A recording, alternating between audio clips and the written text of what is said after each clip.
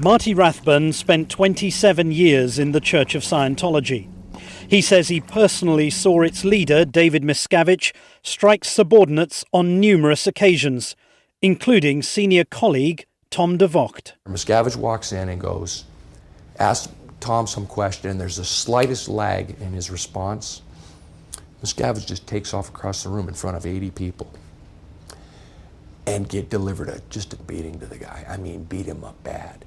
Tom de Vocht, who left the church in 2005 after 28 years, recounted this event to ABC News, saying David Miscavige hit him, knocked him to the ground, and kicked him a number of times. According to Rathbun, Mike Rinder was also a victim of numerous attacks by Miscavige. I saw him attack him while he was sitting in a chair and hitting him upside the head, and then wrestling him around the neck and throwing him to the ground. I saw at least a dozen times this happen. Amy Scobie says she also witnessed Miscavige attack Rinder. Grabbed him around the neck and was throttling, squeezing hard to the point where David's face was shaking and arms were shaking that he was squeezing so hard. Mike Rinder, who left the church in 2007, corroborated these specific incidents and told ABC News he was the victim of repeated acts of random violence at the hands of Miscavige. So I hear his voice booming out in the hallway. Bruce Hines says he himself was physically struck by Miscavige. He said, "Where is that mother?" And he just walked up and he hit me on the side of the head. He didn't have a closed fist, but it was an open hand. But it definitely hurt, and it definitely knocked me back. Why didn't you react by hitting back?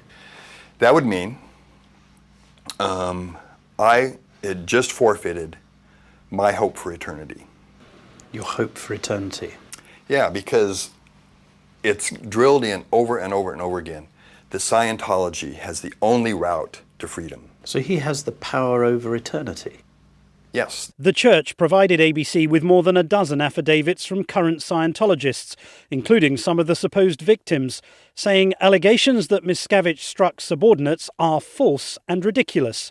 He is not a man of violence. Tommy Davis, Scientology spokesman, says these former staffers are bitter and disgruntled liars.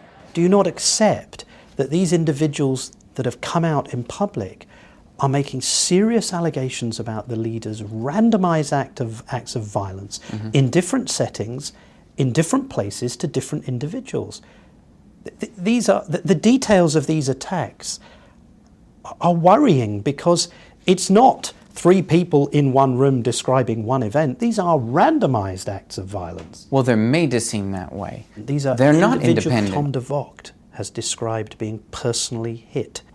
If he was personally hit, then why in his 20 years of marriage to his wife did he never say anything to her about it?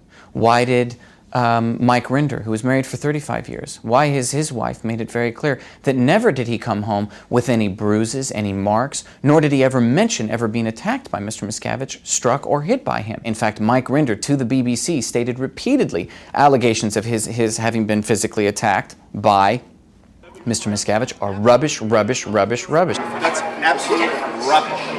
Rubbish, rubbish. In 1998, you told the St. Petersburg Times, and I quote, "I have never known David Miscavige in 20 years to hit anyone." So were you lying then, or are you lying now? Then. Why did you speak to newspaper reporters and lie so blatantly? Because at the time,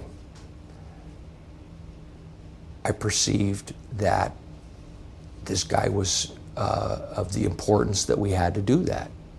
If I told the truth to a newspaper reporter on something like that, I could have been expelled from Scientology forever. Davis says not only has David Miscavige never been violent towards anyone, he says it was in fact Marty Rathbun himself who was the violent one. The only person I know of who was abusive and cruel was Marty Rathbun. He was an abusive, cruel, and violent man. I have admitted that I have engaged in stuff. You are the perpetrator of violence yourself within the organisation. It wasn't in my nature whatsoever. Rathbun admits that he was violent on many occasions, but says it was because Miscavige urged him to be physical, an allegation the church denies. Isn't that an excuse? It's reality.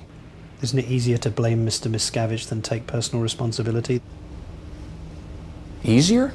No, not at all. He created an environment where he was getting others to do the same.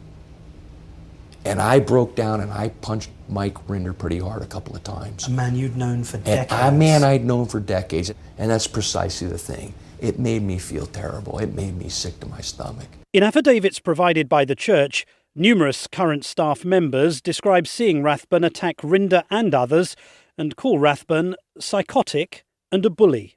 Mike Rinder corroborated to ABC News that he was a victim of abuse at the hands of Rathbun.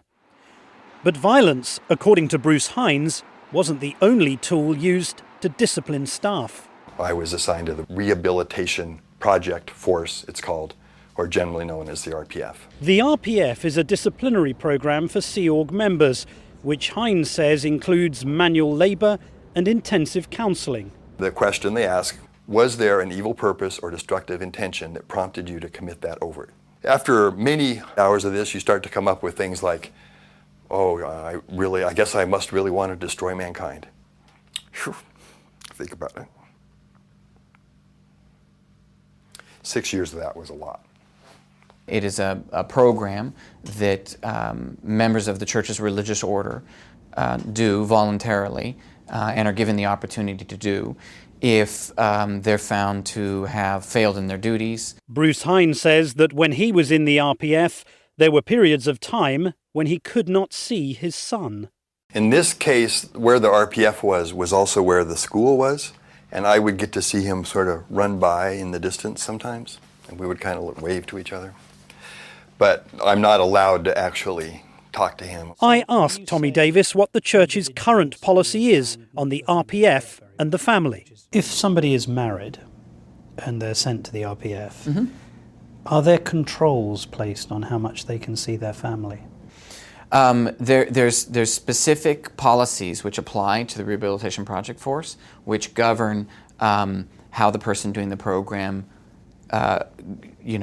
what they do, what their schedule is. And how much time in a week would an individual be allowed to see their family in the schedule? I don't know. I don't know off the top of my head. Once a week? Probably, yeah, I would imagine. Once a week would sounds about right, yeah. Does that sound appropriate? I think so, yeah, sure. During his time in the RPF, Bruce Hines says he received some sad news about his marriage. At that time, I was married to another Sea Org member who was not in the RPF, and she so decided she wanted to divorce me.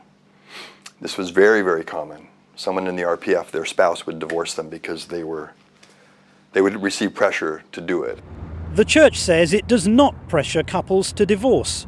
Bruce Hines left the church in 2003. He and his son, who also left, say they're considered to be suppressive people by the church, a Scientology term for antisocial personalities. As a result, they say close family members still in the church are no longer talking to them. Did you lose family members? I have 2 nieces who live in Clearwater, Florida, who won't talk to me. My sister's former husband, he won't talk to me. And my son, he was born in the Sea Org, he can't speak to his brother or his mother because they refuse it. He's out, he's now left, and because of that, he's suppressive, and so they're required to disconnect. Bruce Hines' ex-wife told ABC News she disconnected from him and their son because she didn't want to have anything to do with anyone who lied about her church. Scientology told us they never force anyone to disconnect. Rathbun says that after he saw David Miscavige attack his friend Tom de Vocht, he finally cracked.